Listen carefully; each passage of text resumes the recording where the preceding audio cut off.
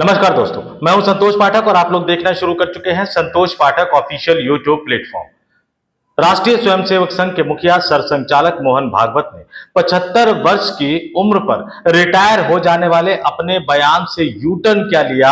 देश के विपक्षी राजनीतिक दलों ने राष्ट्रीय स्वयंसेवक संघ के मुखिया सरसंघचालक मोहन भागवत के साथ साथ देश के प्रधानमंत्री नरेंद्र मोदी को भी घेरना शुरू कर दिया। सोशल मीडिया पर कई तरह के कटाक्ष किए जा रहे हैं, सोशल मीडिया पर कई तरह के बयान दिए जा रहे हैं, सोशल मीडिया पर भी मोहन भागवत के इस बयान को लेकर कई तरह की बातें कही जा रही है, कई तरह की बातें निकल कर सामने आ रही है। लेकिन लब्बो लुआब यही निकल कर सामने आ रहा है कि मोहन भागवत साहब ने क्या देश के प्रधानमंत्री नरेंद्र मोदी के सामने सरेंडर कर दिया। क्या मोहन भागवत के खिलाफ सोशल मीडिया पर जो ट्रोल चलाया गया कि प्रधानमंत्री नरेंद्र मोदी को 75 वर्ष की उम्र पूरी हो जाने पर रिटायरमेंट की सलाह देने वाले मोहन भागवत खुद प्रधानमंत्री नरेंद्र मोदी से 6 दिन पहले क्या संन्यास लेंगे, क्योंकि प्रधानमंत्री तो 17 सितंबर को 75 वर्ष की आयु पूर्ण करने जा रहे हैं, लेकिन मोहन भागवत तो उनसे 6 दिन पहले ही यानी 11 सितंबर को ही 75 वर्ष की आयु पूर्ण करने जा रहे हैं। तो दूसरों को 75 वर्ष की उम्र पर रिटायर हो जाने की सलाह देने वाले देश के प्रधानमंत्री नरेंद्र मोदी को घर बैठ जाने की सलाह देने वाले, सक्रिय राजनीति को छोड़ देने की सलाह देने वाले मोहन भागवत क्या प्रधानमंत्री नरेंद्र मोदी से 6 दिन पहले अपने संन्यास का ऐलान करेंगे, क्योंकि वो उनसे 6 दिन पहले 75 वर्ष के पूरे होने जा रहे हैं। सोशल मीडिया पर इस तरह का एक अभियान चला दिया गया था, कई बड़े बड़े दिग्गज हस्तियां भी इसी तरह की बातें कही जा रही थी, कई बड़े पत्रकार भी यही कहते हुए नजर आए सोशल मीडिया पर कि मोहन भागवत को अपने रिटायरमेंट का ऐलान करके नरेंद्र मोदी को एक रास्ता दिखाना चाहिए। क्या उस बयान का असर मोहन भागवत पर पड़ गया और मोहन भागवत न केवल अपने बयान से यू टर्न ले गए, बल्कि वो यहां तक कहते हुए नजर आए कि उन्होंने तो किसी और संदर्भ में ये 75 वर्ष की उम्र पर बाजू हट जाने वाला बयान दिया था। उन्होंने आरएसएस के एक बड़े नेता के बयान का, किस्से का भी जिक्र किया और ये कहते कहते वो ये भी कहते हुए नजर आए कि उनका यह बयान खुद उनके 75 वर्ष की उम्र पूरी हो जाने पर रिटायर हो जाने या फिर किसी और के, यानी सीधा इशारा था देश के प्रधानमंत्री नरेंद्र मोदी के ऊपर कि किसी और के 75 वर्ष पूरे हो जाने पर रिटायर हो जाने के लिए नहीं दिया गया। तो जैसा कि मैंने बताया कि मोहन भागवत के इस यू टर्न को लेकर कई तरह के कटाक्ष किए जा रहे हैं और इसमें सबसे आगे निकल गए समाजवादी पार्टी के राष्ट्रीय अध्यक्ष, समाजवादी पार्टी के मुखिया, उत्तर प्रदेश के पूर्व मुख्यमंत्री अखिलेश यादव। अखिलेश यादव प्रधानमंत्री नरेंद्र मोदी के ही एक पुराने बयान न खाऊंगा न खाने दूंगा की तुकबंदी करते हुए आरएसएस मुखिया मोहन भागवत के यू टर्न पर किस तरह से कटाक्ष करते हुए नजर आए, आपके स्क्रीन पर दिखा रहा हूं। अखिलेश यादव ने सोशल मीडिया पर एक्स पर अपने ऑफिशियल एक्स अकाउंट से पोस्ट करके लिखा, न रिटायर होऊंगा न होने दूंगा। याद आ गया आपको, न खाऊंगा न खाने दूंगा। तो अखिलेश यादव ये कह रहे हैं न रिटायर होऊंगा न रिटायर होने दूंगा। जब अपनी बारी आई तो नियम बदल दिए, ये दोहरापन अच्छा नहीं है। अपनी बात से पलटने वालों पर पराया तो क्या, कोई अपना भी विश्वास नहीं करता है। जो विश्वास खो देते हैं वो राज खो देते हैं। और अखिलेश यादव के इस कटाक्ष के एक एक लाइन का मतलब आपके लिए समझाता हूं, आपके लिए समझना बहुत जरूरी है। न रिटायर होऊंगा न होने दूंगा, यानी वो सीधे सीधे कह रहे हैं कि मोहन भागवत में और नरेंद्र मोदी में एक समझौता हो गया है, कंप्रोमाइज हो गया। क्या हो गया है कि मैं तुम्हारे रिटायरमेंट की बात नहीं करूंगा, तुम मेरे रिटायरमेंट की बात मत करना। हम दोनों एक ही महीने में 75 वर्ष की आयु पूर्ण करने जा रहे हैं। नियम तो भाजपा ने बनाया था, भाजपा में बनाया गया था 75 वर्ष की उम्र पर रिटायर हो जाने का, नहीं तो लालकृष्ण आडवाणी को घर क्यों बिठाया गया, मुरली मनोहर जोशी को घर क्यों बिठाया गया, संतोष गंगवार को हटा के राज्यपाल क्यों बनाया गया, कलराज मिश्रा को हटाकर राज्यपाल क्यों बनाया गया, रीता बहुगुणा जोशी को क्यों हटाया गया, गुजरात के मुख्यमंत्री आनंदीबेन पटेल को हटाकर उत्तर प्रदेश का राज्यपाल क्यों बनाया गया।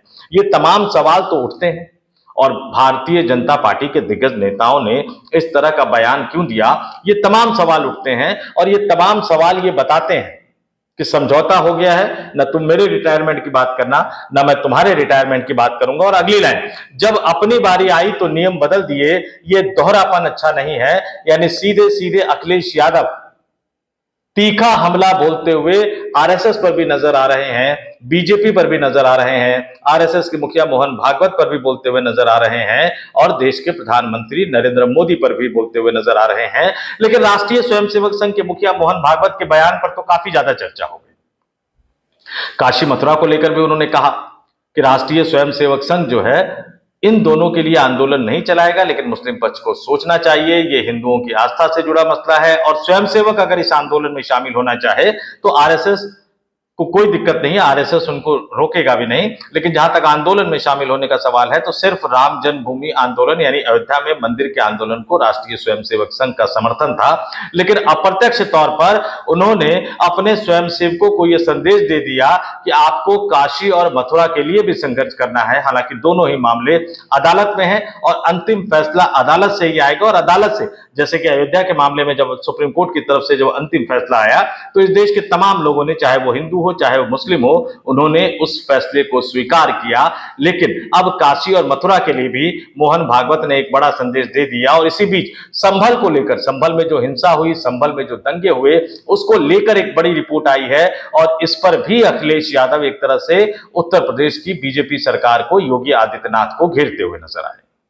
पहले जरा आपको संभल हिंसा की रिपोर्ट के बारे में बता देते हैं कि संभल हिंसा की जो रिपोर्ट है वो मुख्यमंत्री योगी आदित्यनाथ को सौंप दी गई है। 450 पेज की ये रिपोर्ट बताई जा रही है और इस रिपोर्ट में जो 450 पन्नों की जो रिपोर्ट सौंपी गई है, इसमें न केवल 24 नवंबर 2024 को हुई हिंसा के बारे में विस्तार से बताया गया है, बल्कि संभल के इतिहास में कब कब कितने दंगे हुए, उन दंगों में क्या हुआ, उनके बारे में भी विस्तार से बताया गया है। लेकिन इस रिपोर्ट की जो तथ्य है या जो कुछ अंश है वो सबसे ज्यादा चर्चा में है कि इस रिपोर्ट में, इस न्यायिक हिंसा, इस हिंसा की रिपोर्ट में डेमोग्राफी बदलाव का जिक्र किया गया है, जिस बदलाव का जिक्र मोहन भागवत साहब भी कर रहे थे।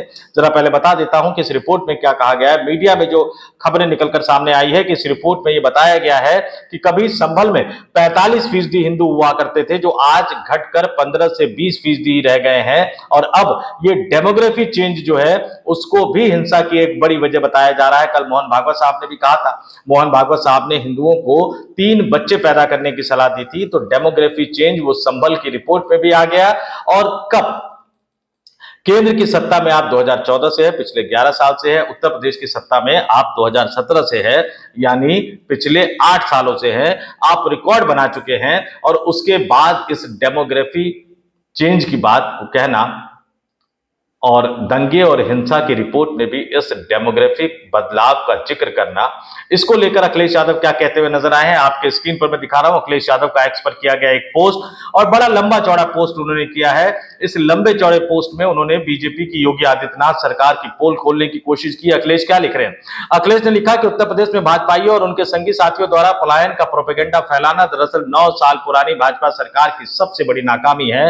मानसिक स्तर पर इसका मतलब यह हुआ कि भाजपा सरकार लोगों में विश्वास नहीं जगा पाई। यह तथ्य तो बनता है कि क्या केंद्र में नरेंद्र मोदी सरकार आने के बावजूद, उत्तर प्रदेश में योगी आदित्यनाथ की सरकार आने के बावजूद, केंद्र से लेकर दिल्ली तक बीजेपी की सरकार आने के बावजूद भी हिंदुओं का वहां से पलायन हुआ है? और अगर ये पलायन हुआ है तो ये योगी मोदी दोनों की नाकामी है। आगे अखिलेश यादव बोल रहे हैं कि सामाजिक स्तर पर इसका मतलब ये हुआ कि भाजपा सरकार अपनी नफरत की सांप्रदायिक राजनीति की वजह से समाज में सौहार्द नहीं ला पाई। आर्थिक स्तर पर इसका मतलब ये हुआ कि भाजपा सरकार लोगों को रोजगार नहीं दे पाई। रोजगार के स्तर पर इसका मतलब ये हुआ कि भाजपा सरकार ने गुजरात के लोगों को कारोबार और ठेकों में उत्तर प्रदेश के लोगों से ज्यादा काम दिए, इसलिए काम की तलाश में लोगों को नाउम्मीद होकर दूसरे राज्यों में जाना पड़ा। नीति और योजना के स्तर पर इसका मतलब यह हुआ कि भाजपा सरकार की स्किल मैपिंग का कोई भी नतीजा नहीं निकला और लोग रोजी रोटी की तलाश में बाहर जाने को मजबूर हुए। देश के स्तर पर इसका मतलब यह हुआ कि भाजपा सरकार अरबपतियों को सकारात्मक वातावरण नहीं दे पाई, ना ही जीवन स्तर में सुधार की उम्मीद करने वालों को कोई आश्वासन दे पाई और ना ही अंतरराष्ट्रीय स्तर के एजुकेशनल इंस्टीट्यूट बना पाई। और इन सब वजहों से ही पिछले 11 सालों में ऐतिहासिक रूप से भारतीयों का विदेश पलायन हुआ है। सच तो यह है कि पलायन के झूठ को फैलाने वाले न तो उत्तर प्रदेश के हितैषी है और न ही प्रदेशवासियों के भाजपा द्वारा ऐसा मिथ्या प्रचार से उत्तर प्रदेश की छवि को गहरी ठेस पहुंचती है और इन्वेस्टर निवेश करने नहीं आते। और आगे अखिलेश यादव क्या कह रहे हैं कि उत्तर प्रदेश के निवासी समझे कि उत्तर प्रदेश की छवि को धूमिल करने की कोशिश में कौन कौन लोग लगे हैं और किनके इशारे पर ऐसा किया जा रहा है। कहीं ऐसा तो नहीं कि डबल इंजन की गलतफहमी फैलाकर कोई एक दूसरे के नीचे से पटरी पटरा सब खींच रहा है। सच्चाई तो यह है कि डबल इंजन तभी अच्छे साबित होते जब एक दिशा में चले, न कि तब जब आमने सामने हो। उत्तर प्रदेश वाले अब ना तो इन भाजपाई गुटबाजों के शिकार होंगे, ना ही भाजपाई गुटबाजी के। भाजपा जाए तो उत्तर प्रदेश की छवि सुधर जाए। तो अखिलेश यादव एक तरफ देश के प्रधानमंत्री नरेंद्र मोदी को घेरते हुए नजर आ रहे हैं, दूसरी तरफ राष्ट्रीय स्वयंसेवक संघ के मुखिया आरएसएस के सरसंघचालक मोहन भागवत को घेरते हुए नजर आ रहे हैं, और तीसरी तरफ उत्तर प्रदेश के मुख्यमंत्री योगी आदित्यनाथ को भी घेरते हुए नजर आ रहे हैं। और अखिलेश यादव बिहार भी जा रहे हैं। बिहार में राहुल गांधी और तेजस्वी यादव द्वारा चलाई जा रही वोटर अधिकार यात्रा में वो शामिल होंगे, और जाहिर सी बात है कि भारतीय जनता पार्टी के लिए राजनीतिक संकट को बढ़ाते हुए नजर आएंगे, क्योंकि बिहार में जो राजनीतिक माहौल बनेगा उसका असर उत्तर प्रदेश तक पहुंचेगा। और वैसे भी आज पटना की सड़कों पर जिस तरह से हंगामा मचा हुआ है, जिस तरह से मारपीट देखी गई भारतीय जनता पार्टी और कांग्रेस के कार्यकर्ताओं और नेताओं के बीच में, जिस तरह से भाजपा नेताओं कार्यकर्ताओं मंत्रियों विधायकों ने कांग्रेस पार्टी के कार्यालय पर जाकर हल्ला बोल किया, और जिस तरह से कांग्रेस पार्टी पटना पुलिस की भूमिका को लेकर भी सवाल उठा रही है, तो निश्चित तौर पर बिहार की सड़कों पर संग्राम मचा हुआ है। और उसी सड़क पर, बिहार की उसी धरती पर जाकर अखिलेश यादव राहुल गांधी और तेजस्वी यादव के सुर में सुर मिलाते हुए सीधे सीधे केंद्र की नरेंद्र मोदी सरकार को घेरते हुए नजर आएंगे वोट चोरी के मसले को लेकर। और जितना ज्यादा यह मामला गरमाएगा, उतना ज्यादा भारतीय जनता पार्टी के लिए दिक्कतें बढ़ती जाएंगी। इसको लेकर विस्तार से मैंने एक स्टोरी की है, मैंने और शिव कुमार मिश्रा जी ने हमने इस पर विस्तार से चर्चा की है। इससे पहले जो मैंने स्टोरी अपलोड की है, आप जाकर उस स्टोरी को विस्तार से देख सकते हैं। इसमें मैं आपके सामने उन तथ्यों को, उन जानकारियों को लेकर आया था कि कैसे मोहन भागवत के बयानों को लेकर अब वो न केवल वो खुद घिरते हुए नजर आ रहे हैं, बल्कि प्रधानमंत्री भी घिरते हुए नजर आ रहे हैं। और पलायन के सवाल उठाने वालों से हमें ये सवाल जरूर पूछना चाहिए कि इतने सालों से आप सत्ता में हैं, आप क्यों नहीं हिंदुओं को बचा पाए। अगर आपको भी लगता है कि ये सवाल जायज है, तो कमेंट बॉक्स में आकर कमेंट करके हमें जरूर बताइएगा कि आपका इन सवालों को लेकर क्या मानना है। जाते जाते फिर आपसे अपील, आग्रह, संतोष पाठक ऑफिशियल यूट्यूब प्लेटफॉर्म को सब्सक्राइब कीजिए, हमारे वीडियो देखिए, वीडियो पसंद आए तो ही लाइक कीजिए, शेयर कीजिए, ज्यादा से ज्यादा लोगों तक पहुंचाइए। और मेंबर के रूप में भी अगर आप ज्वाइन कर सके तो मेंबर के रूप में भी हमारे इस यूट्यूब प्लेटफॉर्म को ज्वाइन जरूर कीजिए। तो इस वीडियो में इतना ही। मुझे यानी संतोष पाठक को दीजिए इजाजत। आप तमाम लोग देखते रहिए संतोष पाठक ऑफिशियल यूट्यूब प्लेटफॉर्म। नमस्कार।